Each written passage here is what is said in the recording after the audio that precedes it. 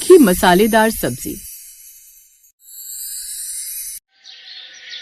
अरे आराम से सामान उतारो भाई, कहीं टूट फूट ना हो जाए। बहू तू ये पानी का कलश आराम से पकड़, कहीं इसमें से पानी न छलक जाए। कहते हैं नए घर में प्रवेश करते हुए बहू से अपने साथ ले जाए तो इससे घर में बरकत भी साथ साथ बनी रहती है। सही कहा विमला, और हमारी बहू तो वैसे ही बहुत भाग्यशाली है और गुणी है। अब देखना, जब से ये हमारे घर में आई है तब से हर काम अच्छे से चलने लगा है। राहुल की कपड़ों की दुकान भी सही चलने लगी और अब देखो 2 BHK वाले फ्लैट से हम 3 BHK वाले फ्लैट में आ गए। अब मेरी सारी तारीफ यही कर लेंगे क्या आप लोग? अब ऊपर चलिए, आप सबको भूख लगी होगी ना, सामान एडजस्ट करके सबके लिए खाना बना देती हूँ। अरे नहीं समोना, अभी घर की सिटिंग करने में ही वक्त लग जाएगा। अभी के लिए मैं बाहर से ऑर्डर कर देता हूँ, तुम शाम को बना लेना। दिल्ली शहर के राजेंद्र नगर इलाके में एक बड़ी सी सोसाइटी थी। उस सोसाइटी में एक बड़ा सा ट्रक आकर रुकता है। संडे का दिन था और सोसाइटी में उस दिन हलचल थी। उसी सोसाइटी की 5वीं मंजिल में एक नया परिवार रहने आया था, जो था मल्होत्रा परिवार, जो कि एक मध्यम वर्गीय परिवार था। घर में सास, ससुर, बेटा, बहू और एक ननद थी। बहू का नाम सुमोना था, जो कि पढ़ी लिखी, गुणी और खाना बनाने में भी निपुण थी। उसके हाथ के बने खाने का कोई जवाब नहीं था। उस रोज सुमोना ने अपने परिवार वालों के साथ मिलकर बाहर का ऑर्डर किया हुआ खाना खाया, लेकिन तेज मसाले वाला खाना खाने से सास ससुर का पेट खराब हो गया। ओफो, ये तेज नमक मिर्च वाले मसाले तो अब पचते ही नहीं हैं। इससे तो हालत ही खराब हो गई। बहू तू तो हमारे लिए शाम को खिचड़ी ही बना दे। हाँ बहू, और राहुल से बोलकर दही भी मंगवा लेना, और हाँ नमक मसाले थोड़ा कम। अरे ये बात आप किसको बोल रहे हैं? मसालों का सही ज्ञान अगर किसी को है ना तो मेरी बहू को ही है। सुमोना उन दोनों के लिए शाम को खिचड़ी बनाती है, जबकि अपने पति, बच्चों और ननद और अपने लिए मलाई कोफ्ता और नान बनाती है। उसके खाने की खुशबू आस पड़ोस में भी जाती, जिससे अगले दिन पड़ोस की औरतें आपस में बातें करने लगती हैं। अरे प्रभा, सुना तुमने? सामने वाले फ्लैट में नया परिवार आ गया है। हाँ मैंने भी देखा। कल सुबह सुबह ट्रक से सामान उतर रहा था। एक जवान बहू भी दिखी थी, बड़ी शांत लग रही थी। लेकिन जो भी कहो, उस घर से खाने की बड़ी अच्छी महक आती है। लगता है मसालों का सही इस्तेमाल करना जानती है बहू। हाँ हो सकता है, लेकिन असल में तो ये उसके सास ससुर ही जानते होंगे। जैसे हमारी बहुओं की मायों ने उनकी तारीफ करते हुए कहा था कि मेरी बेटी तो शेफ जैसा स्वादिष्ट खाना बनाना जानती है, लेकिन वो मुझे जब से मेरे घर में ब्याह कर आई है ना, मेरे पति को बवासीर की शिकायत और मुझे एसिडिटी की दिक्कत रहने लगी है।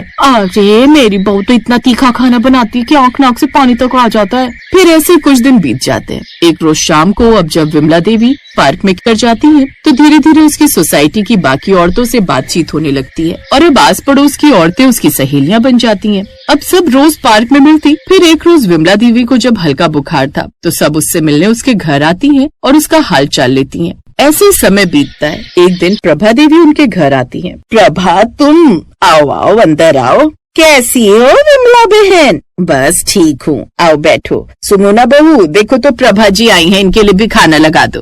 अरे नहीं नहीं, इसकी जरूरत नहीं है।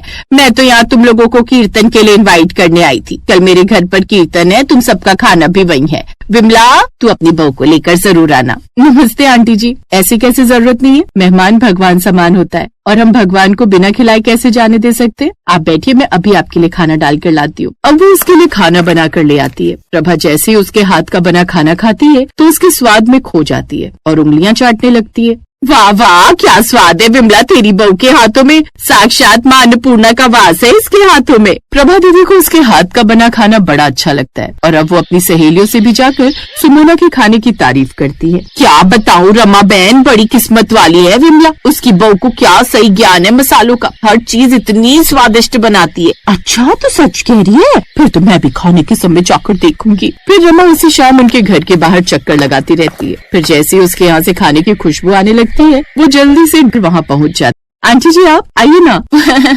वो क्या है ना, मैं 2 दिन के लिए बाहर गई थी तो विमला से मिलना नहीं हो पाया, इसीलिए चली आई। ओह अच्छा, वो मम्मी बस खाना खाने ही बैठी थी। खाना खाने? अच्छा अच्छा, तो मैं मिल लूं? हाँ हाँ आइए ना। रमा उनके घर चली जाती है, जिसके बाद सुमोना उसे भी खाना परोसती है, जिस कारण सुमोना के लिए सब्जी कम पड़ जाती है, लेकिन रमा को उसके हाथ का बना खाना खाने में मजा आ गया। सच में मजा आ गया। अच्छा अब मैं चलती हूँ, कल प्रभा के कीर्तन में मिलते हैं सब। तुम भी जरूर आना और बहू को भी ले आना। हाँ हाँ जरूर आएंगे। अगले दिन वो सभी कीर्तन में चले जाते हैं, जिसके बाद खाना भी वहीं खाते हैं। लेकिन वहाँ का खाना उन सबको कुछ खास पसंद नहीं आता, क्योंकि ना तो उसमें कुछ खास स्वाद था और ऊपर से मसाले भी ढेर सारे डले होते हैं। ओहो, इसे खाकर तो मैं बीमार ही पड़ जाऊंगी। बहू तू तो ऐसा कर, मेरे लिए चलकर खिचड़ी बना दे। कुछ देर बाद वो सब घर आ जाते हैं। सुमोना सबके लिए खिचड़ी बनाती है। ऐसे ही समय बीतता है। एक रोज जब ससुर मनोहर नीचे दुकान पर कुछ सामान लेने गए थे, तभी वहाँ उनकी टक्कर एक आदमी से होती है। अरे मेरा सामान गिरा दिया। भाई साहब देखकर नहीं चल सकते क्या? तुम भी तो देख सकते हो ना, दो आंखें हैं। हाँ, नहीं तो मदन से पंगा नहीं लेना, समझे? ये बात सुनते ही मनोहर ने ध्यान से देखा तो वो कोई और नहीं बल्कि उनके कॉलेज का दोस्त मदन था। अरे मदन, तू अभी भी वैसा का वैसा ही है, तू बिल्कुल नहीं बदला। अरे मनोहर के बच्चे, तू कितने सालों बाद मिला है। तू भी इसी सोसाइटी में रहता है? मुझे तो पता ही नहीं था। हाँ, बस कुछ दिन पहले ही यहाँ शिफ्ट हुआ हूँ। मेरे भी यहाँ कोई दोस्त नहीं थे। अच्छा हुआ तू मिल गया, अब मेरा भी मन लगा रहेगा। अरे मिल गया हूँ ना, अब देख सब दोस्तों से कैसे तेरी जान पहचान करवाता हूँ। अब तू भी हमारी गैंग में शामिल हो जाना। हाँ, लेकिन अभी तू पहले मेरे घर चल। इतने दिनों बाद मिला है, दोनों दोस्त मिलकर खूब गप्पे मारेंगे। अब मनोहर मदन को अपने साथ घर ले आता है। अरे विमला, देखो मुझे कौन मिला, मेरे कॉलेज का जिगरी दोस्त मदन। अरे मदन भाई साहब, कैसे हैं आप? आइए आइए।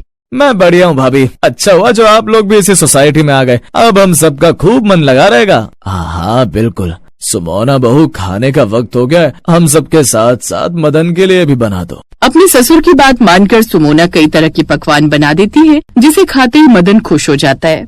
वाह, मजा आ गया। क्या खाना बनाया, कितना स्वादिष्ट है। मदन खाना खाकर वहाँ से चला जाता है, लेकिन 3 दिन बाद अपने कुछ दोस्तों के साथ उनके घर आता है। ये सब मेरे साथ साथ अब तुम्हारे दोस्त भी हैं मनोहर, इसीलिए इन्हें भी अपना ही समझना। हाँ बिल्कुल, अब मेरे और भी दोस्त बन गए तो और भला मुझे क्या ही चाहिए। अच्छा, वो मैं कह रहा था कि अब आए हैं तो खाना खाकर ही जाते हैं, क्यों? वैसे भी तुम्हारी भाभी अभी मायके गई हुई है। हाँ, ये भी कोई कहने की बात है। मैं अभी बोलता हूँ बहू को।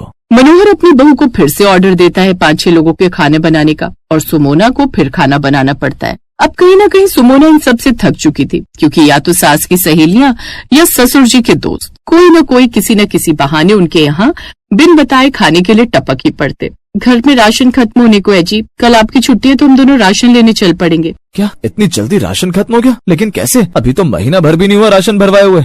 अब आप तो जानते ही हैं कि कभी माँ जी की सहेलियां तो कभी बाबूजी के दोस्त, वो सब कोई न कोई बहाना बनाकर खाना खाने आ जाते हैं। अब आप ही बताइए, मैं उन्हें मना कैसे करूं?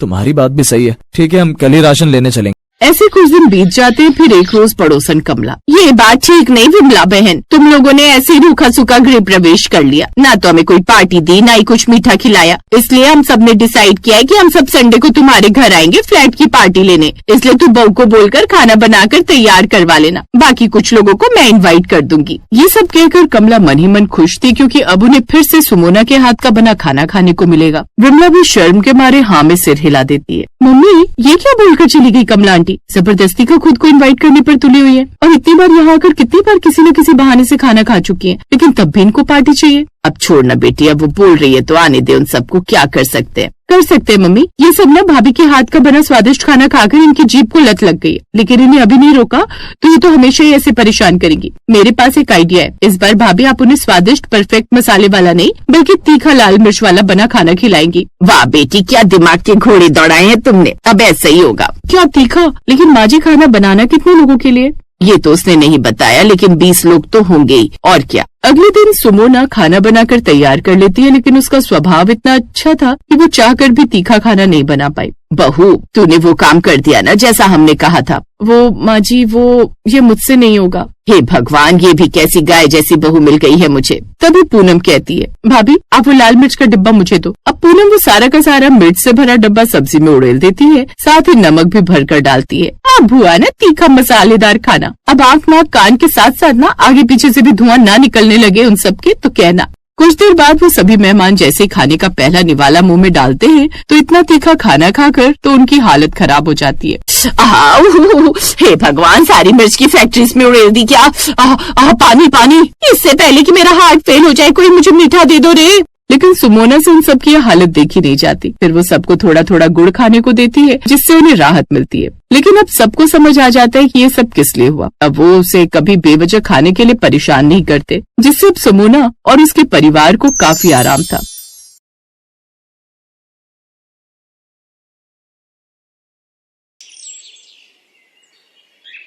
अनिकेत मेहरा खानदान का छोटा चिराग था। उसके बड़े भाई और भाभी की अरेंज मैरिज हुई थी, जबकि अनिकेत को अपने साथ कॉलेज में पढ़ने वाली हरियाणवी लड़की नैना से प्यार हो गया। फिर अनिकेत और नैना की लव कम अरेंज मैरिज हो गई। नैना की शादी से पहले सबको उसकी जेठानी अनुराधा और सास लता के हाथ का खाना पसंद आता था, लेकिन जब से नैना ब्याह कर मेहरा परिवार में आई, घर के सभी लोगों को सिर्फ और सिर्फ नैना के हाथ का खाना ही पसंद आता। अनुराधा और उसकी सास वैसे भी अलग स्टेट होने के कारण उसे कुछ ज्यादा पसंद नहीं करती थी। एक रोज, वाह बहू, क्या स्वाद है तेरे हाथों में। कितना चटपटा और स्वादिष्ट खाना बनाती है तू। आहा, तेरे हाथ का खाना खाकर कोई नहीं कह सकता कि तू पंजाबन नहीं है। हाँ, बिल्कुल ठीक कहा पापा आपने। अरे इतना अच्छा खाना तो मेरी पत्नी अनुराधा पंजाबी होकर भी नहीं बना पाती। ये बात सुनते ही जेठानी जल भुन जाती है, लेकिन कहीं न कहीं उसे भी नैना के हाथ का खाना बहुत पसंद था। ऐसे ही एक रोज, सच में माँ जी कुछ भी कहो, लेकिन ये नैना ना खाना बड़ा अच्छा बनाती है, आपसे और मुझसे भी अच्छा। अरे चुप कर तू, ऐसा भी क्या अच्छा बनाती है। अब तू देख, मैं ना आज भरता बनाने जा रही हूँ, सब के सब अपनी उंगलियां ना चाटते रह जाए तो कहना। हाँ, बना लो आप भी भरता, लेकिन आज नैना ने कटहल की सब्जी बनाई है और उसमें से भी क्या खुशबू आ रही है। ओए होए, देख लो आपके बैंगन कहीं लुढ़कते ही ना रह जाए। कुछ देर बाद सब खाने के लिए आते हैं। लता सबको बैंगन का भरता खाने को देती है, लेकिन तभी नैना भी कटहल की सब्जी लेकर वहां पहुंच जाती है, जिसकी खुशबू से ही सब बैंगन के भरते को एक तरफ कर देते हैं और नैना के हाथ का बना चटपटा कटहल खाने लगते हैं। वाह बहू वाह, ये कटहल जरूर तुमने बनाया है। जी पापा जी। वाह नैना, तुम्हारे हाथों में तो जादू है जो किसी भी बोरिंग सब्जी को स्वादिष्ट बना देती हो। सब बिल्कुल ठीक कह रहे नैना, सच में मजा ही आ गया। सच में आप सबको पसंद आया? Thank you so much. सबने उसके बने हुए कटहल की खूब तारीफ की और वो कुछ ही देर में चट भी हो गया, लेकिन लता के भरते को किसी ने छुआ तक नहीं। रहने दो माँ जी, आपके बस की बात नहीं है उस नैना को हराना। अब आप देखो मैं कल कैसे सबके लिए पंजाबी छोले भटूरे बनाती हूँ और सबकी वाहवाही लूटती हूँ। अगले दिन अनुराधा छोले भटूरे बनाती है। अरे बड़ी बहू, अभी तक तेरे छोले भटूरे बने नहीं क्या? बस माँ जी कुछ देर और अब बढ़िया खाना बनेगा तो समय तो लगेगा ही ना। आप चक्कर बताओ कैसा बना है। वाह, बना तो काफी बढ़िया है, चल अब जल्दी से परोस दे। अनुराधा सबको छोले भटूरे परोसती है। सब खा ही रहे होते हैं कि तभी नैना मंदिर से आ जाती है। अरे ये क्या भाभी, आपने छोले भटूरे क्यों बना दिए? मैं तो सबके लिए पाव भाजी बनाकर गई थी, वो भी नींबू डालकर चटपटा सा। ये सुनते ही उन सबके हाथ वहीं रुक जाते हैं और वो नैना से पाव भाजी लाने की जिद करते हैं। नैना जैसे ही पाव भाजी लेकर आती है, सब उस पर झपट पड़ते हैं। अब अनुराधा के छोले भटूरे एक तरफ रख दिए जाते हैं और सब पाव भाजी खाने लगते हैं। अरे वाह, क्या खुशबू आ रही है। थोड़ा और दो ना। हाँ है, लीजिए ना। वाह बहू, तू आई है ना तब से तो खाने पीने की मौज हो गई है हमारी। हाँ, ये सुनकर जेठानी और सास जल भुन जाती हैं। ना जाने क्या जादू है इस कमबख्त के हाथों में, जो इसके आगे किसी को हमारा खाना पसंद ही नहीं आता। अब आप ही बताओ माँ जी, क्या कमी थी मेरे छोले भटूरों में? कमी तो कुछ नहीं थी बहू, लेकिन फिर वो पाव भाजी के स्वाद के आगे जरा फीके थे। समझ में नहीं आता आखिर क्या जादू है इस छोटी बहू के हाथ में। ऐसे ही कुछ दिन बीतते हैं। एक रोज नैना का जेठ उसे बुलाकर कहता है, नैना, नैना।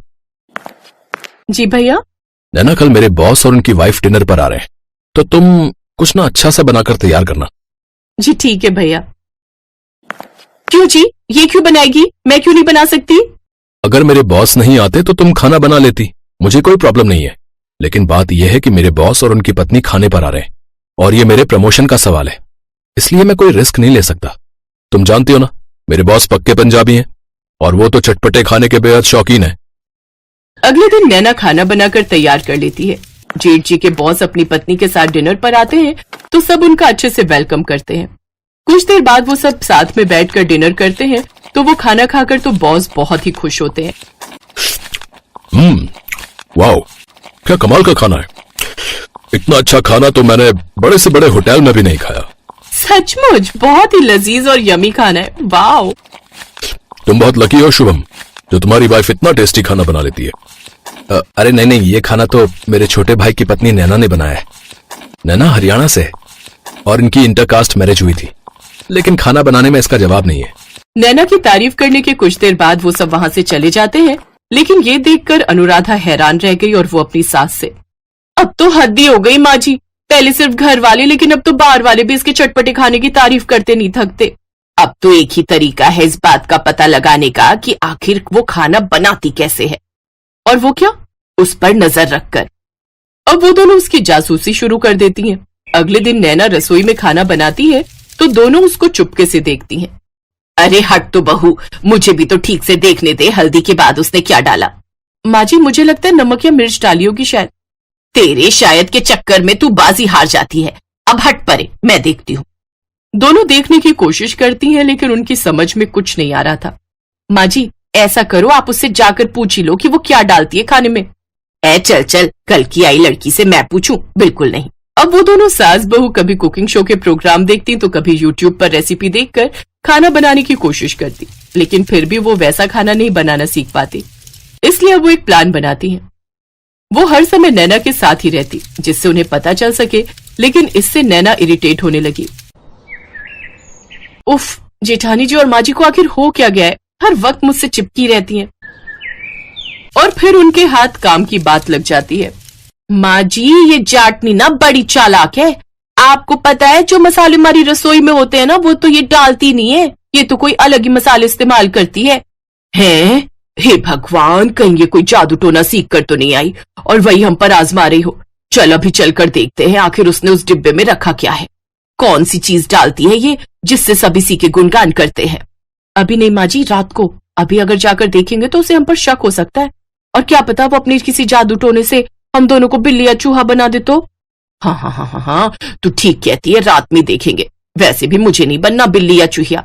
रात को जाकर वो उन डिब्बों में देखती है तो उसमें मसाले रखे होते हैं जो बिल्कुल वैसे ही होते हैं। ये तो बिल्कुल वैसे ही मसाले हैं जैसे मैं लाती हूँ, फिर उनमें और इनमें आखिर फर्क क्या है।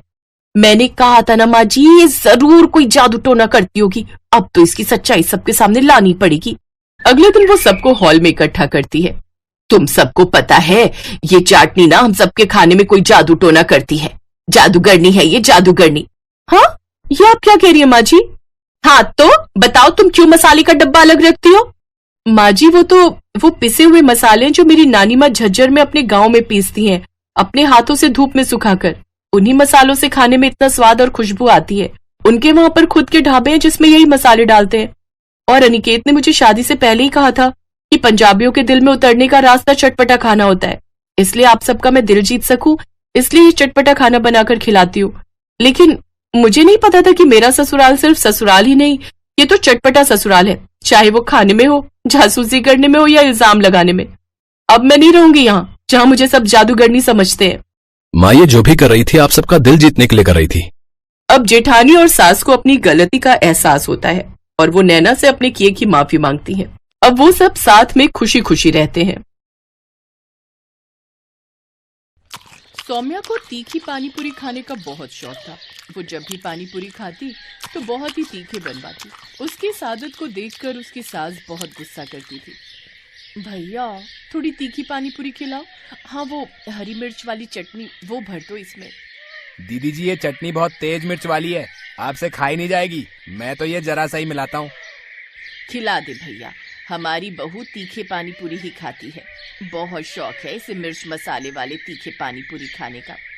हाँ अब है बढ़िया तीखा पानी। अब ऐसे ही रोजाना जब भी गली में पानीपुरी बेचने के लिए आओ तो मेरे लिए अलग से तीखे बनाना, ठीक है भैया? हाँ हाँ दीदी जी जरूर, अब से मैं याद रखूंगा। धीरे धीरे ये बात सबको पता चल गई कि सौम्या को सचमुच हद से भी ज्यादा तीखे पानीपुरी खाने का शौक है। एक दिन सौम्या एक फंक्शन में गई। वहां पर एक पानीपुरी वाले भैया सबको अपनी पानीपुरी खिला रहे थे, पर किसी को भी पानीपुरी का स्वाद नहीं आ रहा था। सौम्या भाभी अब आप ही अपने हिसाब से बढ़िया पानीपुरी तैयार करवाओ, भैया तो लग रहा है फीकी पानीपुरी खिला रहा है।